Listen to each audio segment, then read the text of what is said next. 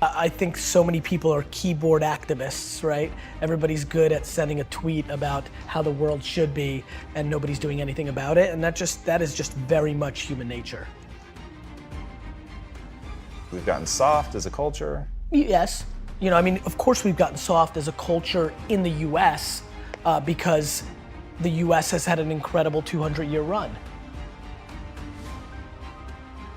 The American culture is soft, and that's a great thing. That means there's been enormous amounts of prosperity, but let's not be naive. My lack of interest in complaining is so high, and when I watch what people complain about, it breaks my heart because they completely lack perspective. And I genuinely believe my happiness and optimism comes from my perspective.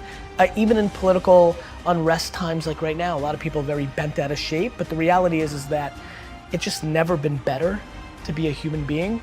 That's just the truth, that's just data, that's reality. And yeah, I mean, it's just a very fun time to be alive. We're beating ourselves up. Like, everybody sucks at something. Right? Like, we all have shortcomings and we all have strengths. And for me, it's like, why don't we just audit that? Like, why don't we just look at it that way and be like, all right, well, I'm good at this, but I'm not good at that. Like, and then I only focus what I'm good at, right? Like, I don't dwell that I can't fix shit around the house. I call somebody to fix it. Like, I'm not a man. I don't give a fuck. Like, I don't get it. Like, I also think it's awesome that I'm so emotionally stable and I'm the emotional backbone of everybody. Is that what a dude's supposed to do? Like these cliches, these stereotypes, they're so silly.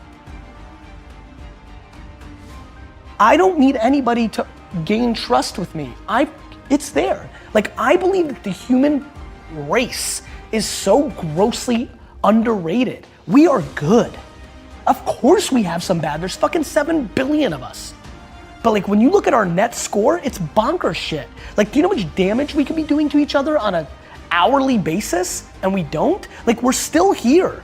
Like, we won. We're the alpha being and we've figured out how to stay together. This is insane when you think about it. If you want to be an anomaly, you have to act like one. Like, people want all these special things to happen, but then they're acting like everybody else.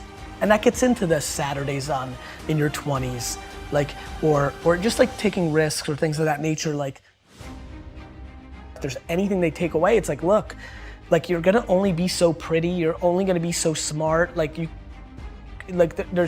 things that are gonna be natural and then there's things that you can actually control. I do believe, and I don't know if I'm right or wrong, I don't, but I do believe that work ethic is a taught behavior. It's something you do have more control over. And you know what really sealed the deal for me? Getting healthier. I feel like there's a shift that can make people work harder. The big one that I push is you're gonna die. Like if you're like, to me, life is broken down into complaining and not. So if you're not complaining, well then I have no advice for you. I'm pumped. Like, you did it. I'm trying to be very careful about what I'm saying versus what I'm doing, because that's how you get exposed. And I don't mean like people calling you out and being like, you suck. I mean to yourself. I don't want to be exposed by myself. It's looking yourself in the mirror and saying, like, am I doing this right? So to me, there's so many people that are talking shit about how big of an entrepreneur they're gonna be and how much they're gonna achieve, and they don't work on weekends. You know, I worked every Saturday of my 20s. I'm careful to not give advice that I know is uniquely something that I was gifted with. Like, how do I tell you that, oh, here's how it actually works, and it almost started happening, it didn't happen. Like, I actually get goosebumps, like real heavy goosebumps when I hear something that I know feels right. What's the advice there? Hey, Johnny, start getting goosebumps. Like, there's certain things that I can't talk about because I know they're not practical, they're intuitive to me.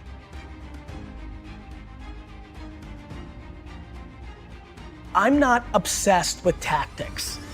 I'm obsessed with religion. So I have a lot of wealthy friends at this point who think it's smart for them to sit first class, but the kids in coach. It's a tactic. They send their kids to Africa to build a school for a week. It's a tactic. It's like my friends that love the environment. The number 2 sector in the world that is hurting the environment is the fashion industry. All my fancy friends who love the environment, are they willing to give up their fucking Louis bags? Let's see, right? So like, I think people talk shit. So you let them sit coach and you went first class, but you went to, Hawaii and ate at all the best like, you can't pick and choose. To me, it's binary. So I don't wanna be a hypocrite. So my big thing is like, look, you need to be kind. I just want them to be all in on that, right? Like, I don't need them to be an entrepreneur. I don't need them to make me proud. They don't need to go to Harvard. They don't need to do shit. They need to be themselves, all in, and they need to be kind, and I'm good.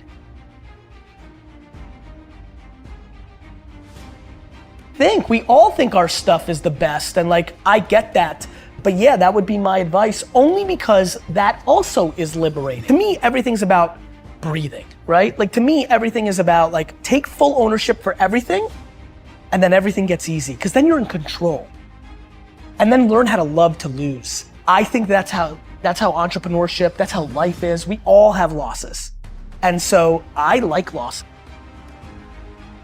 I'm even weirdly scared as I continue to ascend and I'm getting popular and what do you say, the marketing leading, like if people start putting these words in front of my name, I'm like, am I gonna sabotage myself to like recorrect this? Like, I like adversity. So yeah, all on me. I enjoy losses. Now all of a sudden, like what? You become completely invincible. I feel invincible. I really genuinely, outside of the health of myself and 20 people, feel 100% invincible as a person. So many millions of people to people that are selling bullshit, those same people are attracted to me. And what I want to do is suffocate out all those other people and become the alpha of that entire world of people that are hoping and are desperate to look at me. And what I want to do is inspire 2 14-year-old girls in Kansas City right now to build a $1 billion company on having a bunch of employees hugging each other in the halls.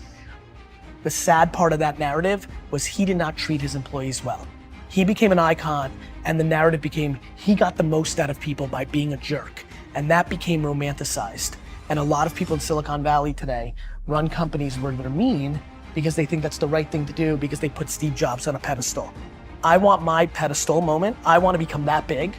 And what I want to come from that is that kids that aren't even born today think that they can build a $5 billion company and be a great guy or a great gal.